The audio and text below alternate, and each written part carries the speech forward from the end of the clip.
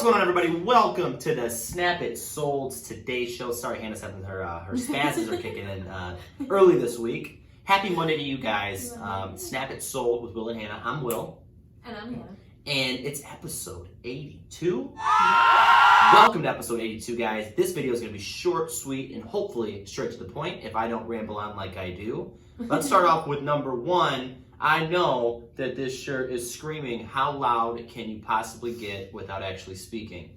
And this shirt is going to get turned and burned, but it has been sitting in my closet for, I think, like 12 years. So I had to break it out and give it like one more goodbye. Does nobody else have like a weird connection to clothes? Like, you know damn well, number one, you don't fit that no more. And number two, that was a whole nother time in your life and you will not go back down that lane. See, it's like I think a lot of girls know that feeling. So then there I am. Count me in with the girls then, because I don't know what it is. Like I got all these clothes in my closet, and I'm like, why? Why do I still have these shirts? I'm like, all right. So one last trip down memory lane, and but yeah, I'm gonna retire it. But there goes out the window the whole not rambling thing. Bringing some everyday life to you guys. So last week we talked about objection handling. Right. And I really enjoyed that episode because it kind of knocked on different doors. Right. So we knocked on the doors of some of our neighborhood agents that understand what it's like to deal with objections. Mm-hmm. Kind of give you guys a window to look in and see from maybe a client perspective, our take as agents. Mm-hmm. To what you guys bring to us. And once again, those questions are always, I take them as favorable. Like, this is an opportunity for me to present you with some answers to your questions that make sense, right? It's not something that irritates me in any way. It's like, yes, I love the fact that you asked that question and it got us to this point. So this week, we're knocking on strictly one door, and it's also going to highlight both. It's going to kind of speak to the people that will use us in the future when they want to list a property. It's going to speak to agents as well, because maybe this can turn your 45 to 2-hour listing appointment into a 20-minute listing appointment. So we walk into a listing appointment, we look at the house. It's typically what we do. We walk around with the seller and we take our notes, and then we lay out the framework. And our time is money, but we also want to make sure we hit all the notes that we can with the seller right in the beginning to really get them focused and honed in on what we're going to talk about. So what me and Hannah like to do, and what we have used to really educate our clients quickly and get straight to the point, our sellers I should say, is the home has to sell 3 times.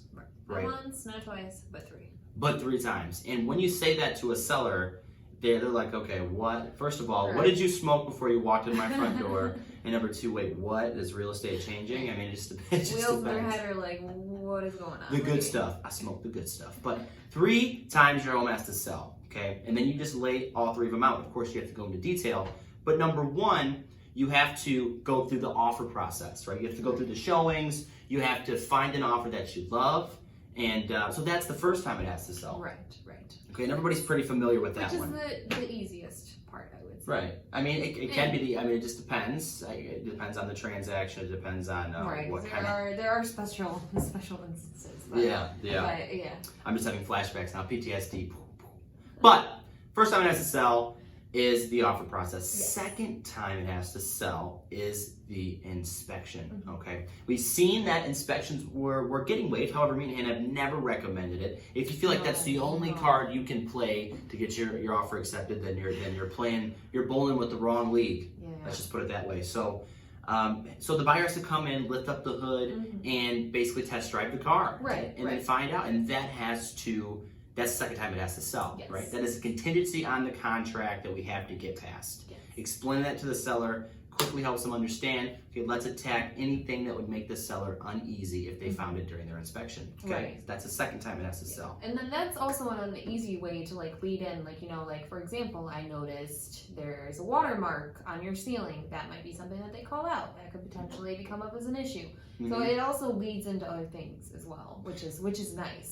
Perfect example, Hannah. That is great, because we have been in that situation, right? And it's different than when you're just talking to a seller and you're like, okay, I know you have dogs, but there's a strong odor here. You just break that out of nowhere to somebody. Right. Not that odor it's not horrible. Like having dogs, you're a great person. You take care of animals. Right. But, and we all know you can't, dogs, they hold that smell. There's no way around it. Yeah. But and there's many come other out things. bluntly about it. It can be a little sensitive to something. Yeah, and it absolutely should be sensitive when you walk into someone's home and you do that. But doing this, it isn't necessarily to get around and get to a point where you can bring something up. It literally is the way that you can explain to them during the showing time, during when people are seeing the home. A smell and visuals are big, huge impacts on what decisions they make moving forward. But to what we were just talking about with the inspection, to your point, watermark on the ceiling, it leads you out. It gets everything out on the table. Yeah, it makes it almost instantly. And then the last time that it has to sell, and trust me, we get through this a little bit faster. We're just more explaining it. The last time it has to sell is with the appraisal. Okay. So not only do we have to position the property in order to get traffic to come through, we have to position the property to get the best offer with the inspection passing. And then we have to make sure that we position the property to get the best offer, pass the inspection, and position with the appraiser. That way, we're not disappointed if that doesn't come in at the price that we originally agreed on. And that's a sad day. Nobody wants to be on there on that day. So 3 times it has to sell, and that puts us in a position to where time is money, and we know that in this industry. But it puts us in a position to get all the cards on the table and to tackle each thing. There are steps in between. Well, I don't want to say no. Sometimes, special events. You can't help it. Surprises. But it sets the expectation. It sets the flow of how the process is going to go. And it really, I feel like it really helps our sellers. Really almost step into our shoes in a sense. Yeah. It helps. Nice. It really helps them pinpoint each perspective. Right. Like, okay, we got through this. We got through that. Yeah. We got the buyer. We have the inspector, we have the appraisal, and we have the grand slam, what's happening at the end of the day. All 3 of them, one time, quick and easy, in and out, slice them and dice them, and win the listing. That's the big thing, right? You need to project the value that you're giving to these people, and it's a lot easier to do because people tune out. That just happens. It's easy, I mean, because you're sitting there having a conversation for an hour and a half. Now, don't get me wrong, some people can stay tuned in for a straight hour and a half. Locked in.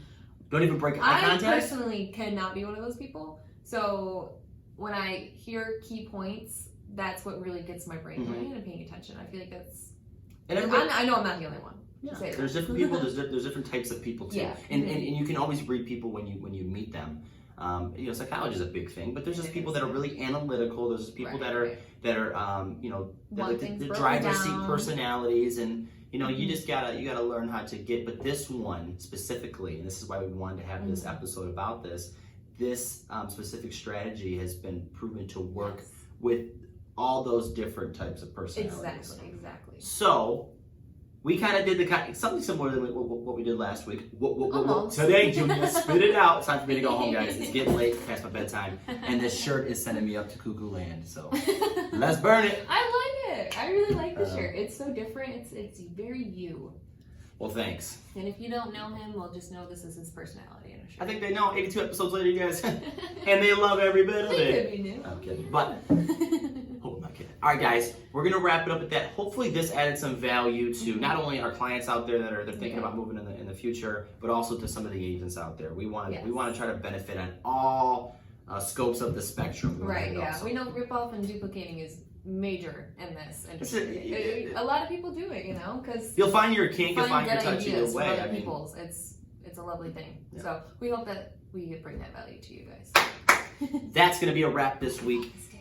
The next couple episodes, I'm really wanting to get other people on the show. That's the big thing. I want to promote small businesses. I want to go into restaurants, and I ain't begging to change out here, guys. What I want to do is see the community grow in all the best ways. So next week, if you have a business you've already started, one that you're getting started up soon, you want to get the word out, reach out to us. We want you on our show. It makes it so much fun. I know that being on camera seems a little spooky, a little scary, a little nerving, but we make it a lot of fun. We really do. We try to, anyway. We try to. Can't always promise fun. Can't always promise you're going to catch Hannah on a good day. Me, on the other hand, I'm always ready for a good time. I'm just saying.